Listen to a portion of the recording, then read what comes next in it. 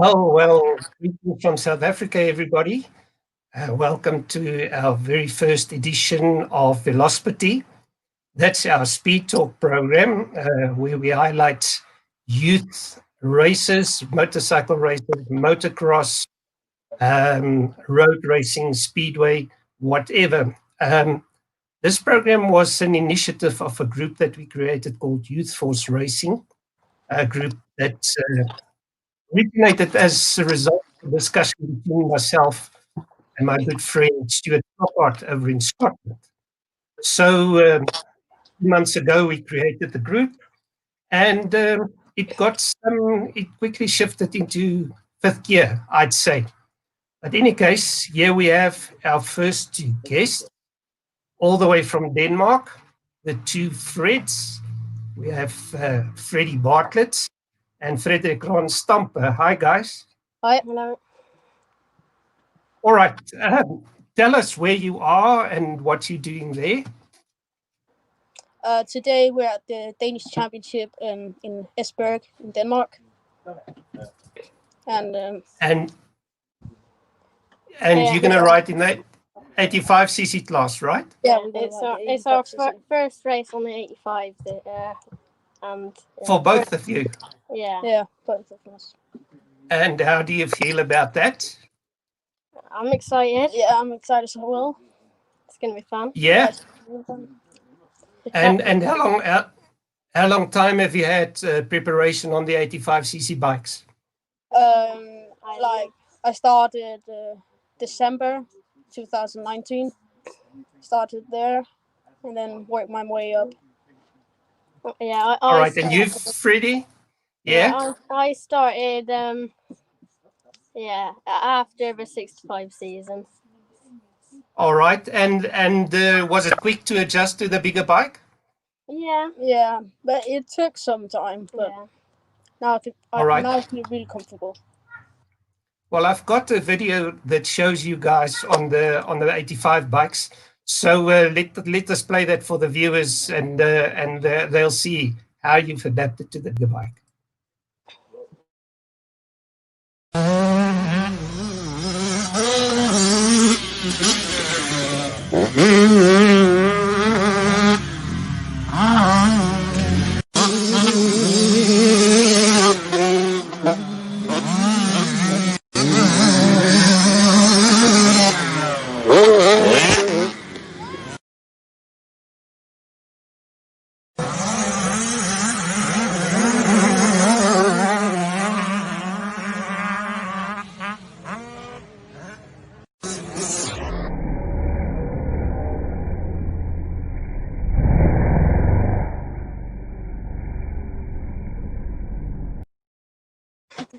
Right, so there's some nice footage of you guys. How does it feel to be on those bikes and to see yourself in action? It's been quite good. It feels cool. Yeah, and what are your expectations of the race tomorrow? I expect like a top 10, solid top 10, maybe a top 5. But right, and like we're racing against like 14-year-olds and stuff, so it'll be. And cool. you both 11, right? Yeah. All right. So tell us, how did you get into racing, both of you? I started riding a KTM 50 when I was 5 years old, but I got hooked when I was 7. That was when I did my first race, and I wasn't really that fast, but when I switched to Yamaha, I think when I was 9, 10, then the speed really came to me. Right. And you, Freddie? I started because my dad rode, and I tried it and I thought it was fun, so I just kept on going. And the first race, from there. Yeah, the first race I done was when I was 5.5. That was on the 50 KTM, small wheel. And what were the results? What results did you guys have over the years? I don't know. When I was 5, I was probably like top, or maybe like 15th or something out of 20 or 15th out of 30 or something. But then the next year when I got a bit bigger and stronger, and when I was 6, then I was on the big wheel auto, and then I done the first ever a British Championship, and I went out and won it. So that was the first big race that I ever rode. Yeah, All right. And you, Frederik? Yeah, I started in the slow group on the 50, not that fast, but I was glad to get third. And then when I was, I think, 9 years old, so I did my first Danish championship. I got 5th, 6th that year. So yeah. All right, and then you guys progressed through the ranks. Now, Freddie, you from England, but you guys moved to Sweden. Is that right? Yeah, I was born in Sweden, but then when I was 3, I moved to England, and then when I was 8.5, we moved back to Sweden. All right, and Frederik, you from Denmark, so you are country neighbors, right? Yeah. All right, and if it weren't for the virus problems, what would have been your plans for the year? What championships would you have done? I would have done the 65 European Championship and the Danish Championship. Same here. Right, but then you used the opportunity to move up early on the bikes, right? Yeah. All right. Now, Freddie, you've had problems, or in Sweden they wouldn't allow you to race yet. Is that right? Yeah. Because you're too young, according to them, for the 85. Yeah, it was when we moved here. Then we done 1 year in Sweden, and I won almost every race. So then we just said, can we do the EMX on a Swedish license? And they said, no, you have to be 12. So then we changed to Danish license, because then we could do the Europeans, and we do the Danish Championship as well. Right. And okay, now this year's basically the European Championships have been cancelled, as has the Junior World Championships. So you focusing basically on next year already, right? Yeah. Yeah. All right. So tell us about your teams. You both on Yamaha, but tell us about your setups, each of you.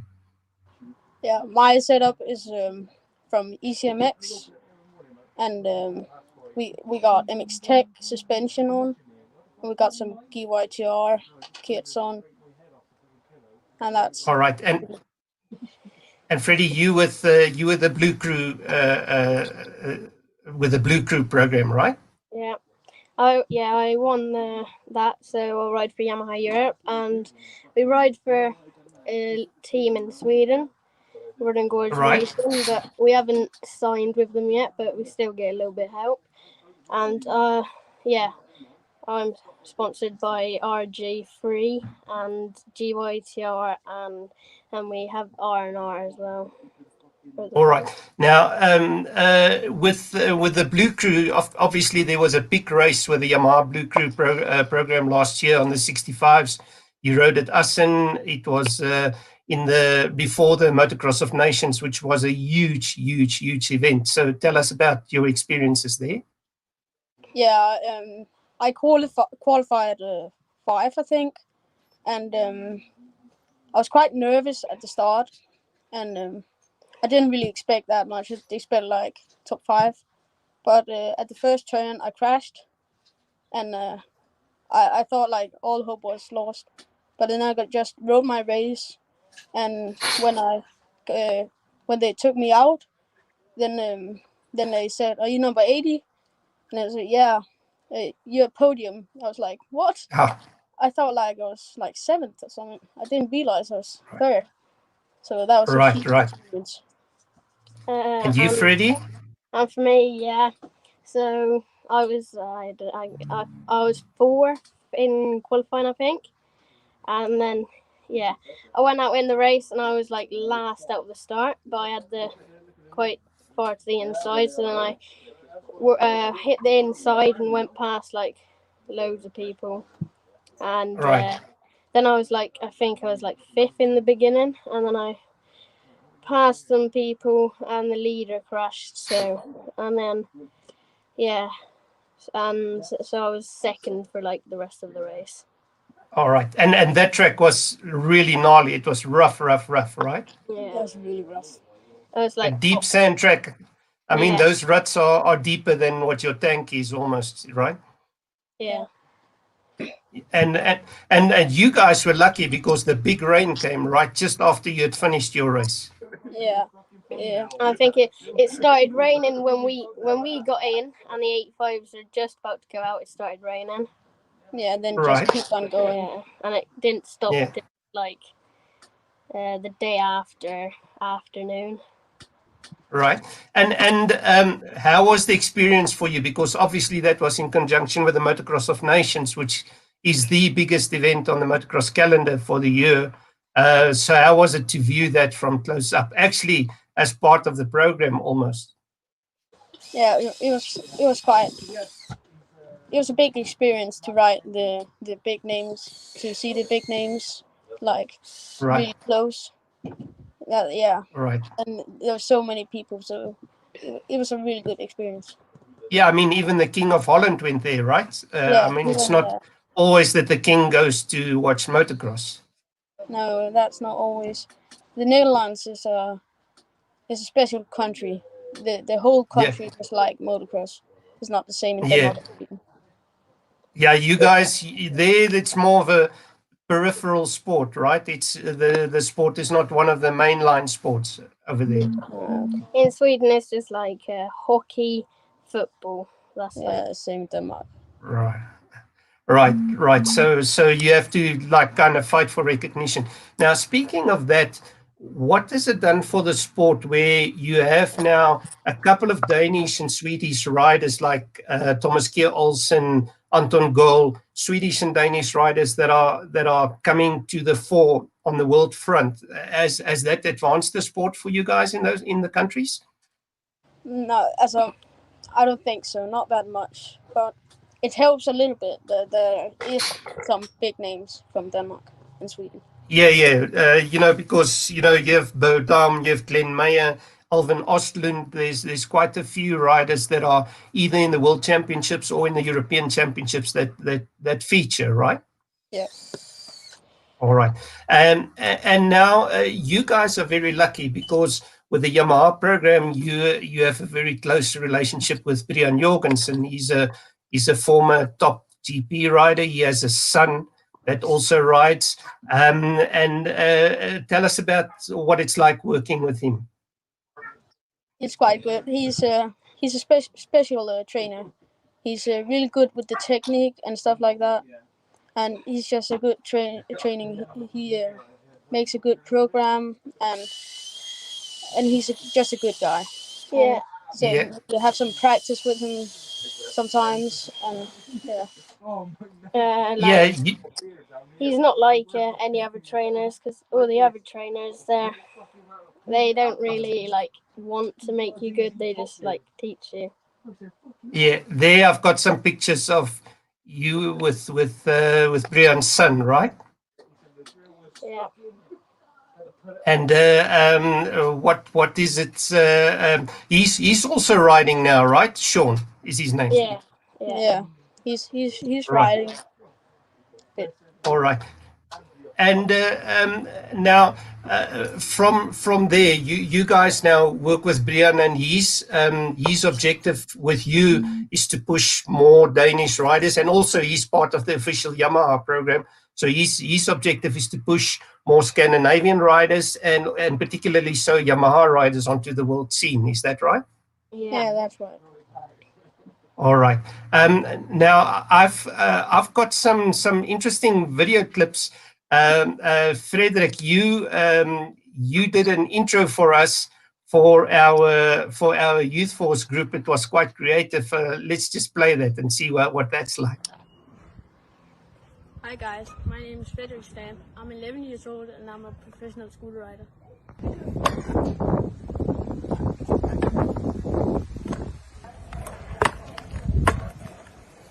You're about to see an amazing trick.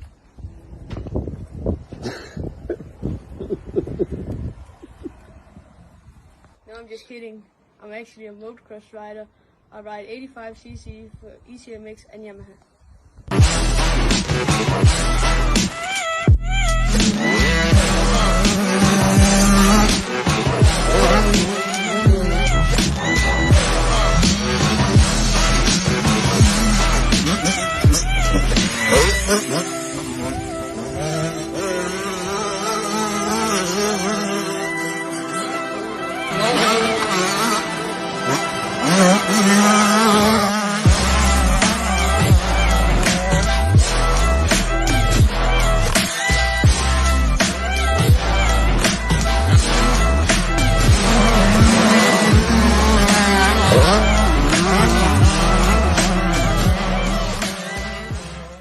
Bye-bye. See you at the tracks. So that was quite a cool video. Did you think of all of that yourself? Yeah, I just came up with something crazy that Yeah, it was we should quite like nice and fake that I entertaining. was. Yeah, I thought like we could fake that I was a scooter rider, and Yeah, then that was and then we just said that I was a motocross, not a scooter.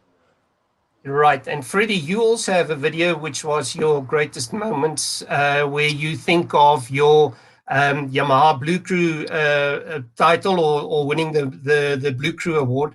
And here's that video.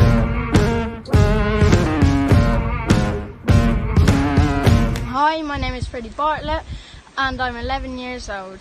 I live in Sweden and my greatest Yamaha memory was racing the Blue Crew Super Finale on my Yamaha YZ65. I loved travelling down. It was very exciting. And seeing lots of new friends. The weather was not the best, but we were lucky that the rain came after our race, but it was fun anyway. And one of the best feelings was being up on the podium and seeing all the everyone cheering, and I got second place. Thanks Yamaha for making it happen.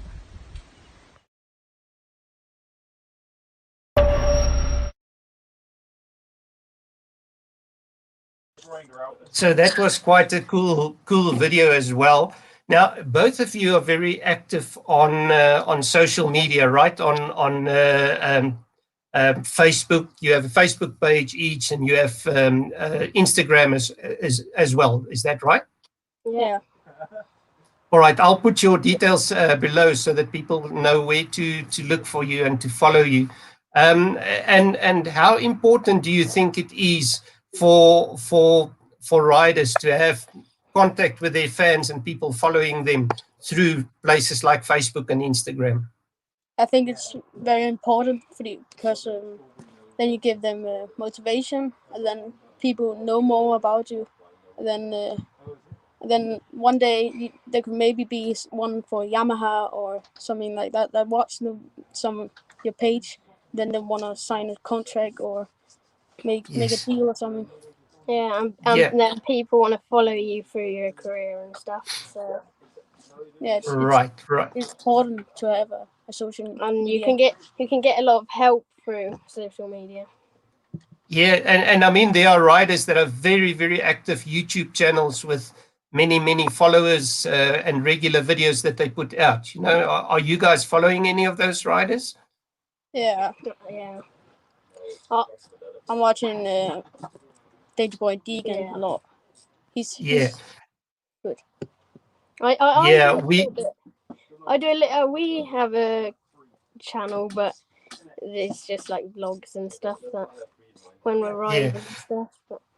Yeah, that's good. It's always a start. And now, of course, Danger Boy Deegan from America is huge. I mean, he's got many millions of views. And we actually at the moment talking to tie him up in a video with Zach Glantz, who's our musician friend over in America. So I've been speaking to somebody who's close to Deegan, you know, to see if we can make a video for him and also invite him over to the group, because of course, Deegan, he had a clean sweep at Loretta Lynn's last week. Did you guys follow Loretta Lynn's? Yeah. Yeah, I follow the race. All right. And of course, tonight is AMA. The AMA is kicking off. Are you guys excited about that? Yeah, I'm Yeah, excited to see the I outdoors again. was gonna watch it, but the press day got cancelled today. Yeah. And of course, Ken Roxon unfortunately said he's not going to ride the season. He's going to sit it out and only kick in again when the Supercross starts. Yeah, that's unfortunately. Yeah, I hoped he could Yeah. be. because he'd Yeah. probably get good results there because he's good enough. And what do you guys think of Jet Lawrence? He's another youngster. It will be his first season. How do you think he'll do? He will go well. He's a cool kid. I like watching him like on YouTube. Yeah, he's also a funny guy. That's another guy who's got a huge social media presence, right? Yep. All right. Now, just before we go, just tell me about your families, your parents and siblings and so on. Yeah, I got a younger brother and a younger sister, and then I live with Right. my mom and dad. And Right.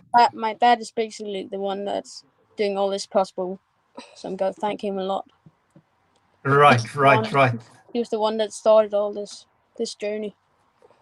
Okay, now, Frederik, tell me a little bit about this picture that we see there. That's my younger brother, and on the left, that was when I almost caught my little finger over. Right. He broke his arm. And so between the two of you, you at least had two arms, right? yeah, and on the right side, it was me and him at practice. I don't know where, but we had a lot of fun. But he unfortunately quit. He didn't find the fun in it. So now he's doing all sort of things. He started handball, then he stopped at that. Then he wanted to do parkour, swimming, all that stuff. He's a good kid. I think your parents hope for the retirement that he will get good at football or something like that, right? Yeah. Right. And you, Freddie? Yeah, I got a younger sister who's 5. Right. Yeah, she's not into anything, but she likes riding quads, and I've took her on my bike around my grandma and granddad's field, or it's not a field, but a little garden, and she likes it. And you guys live next to a lake, right? So you can swim a lot. Yeah, we can walk to the lake whenever. Yeah. And that was good this year because it's been so hot this summer, I heard. Yeah, so look, we're like if we're down there every day, if we're not somewhere else, we're just like swimming every day. All right. Well, guys, thank you very much. I know you've got the race to get to tomorrow. I hope everybody watching will look at your social media below and remember to follow you. And also to follow the YouthStream page. And thank you very much for your time.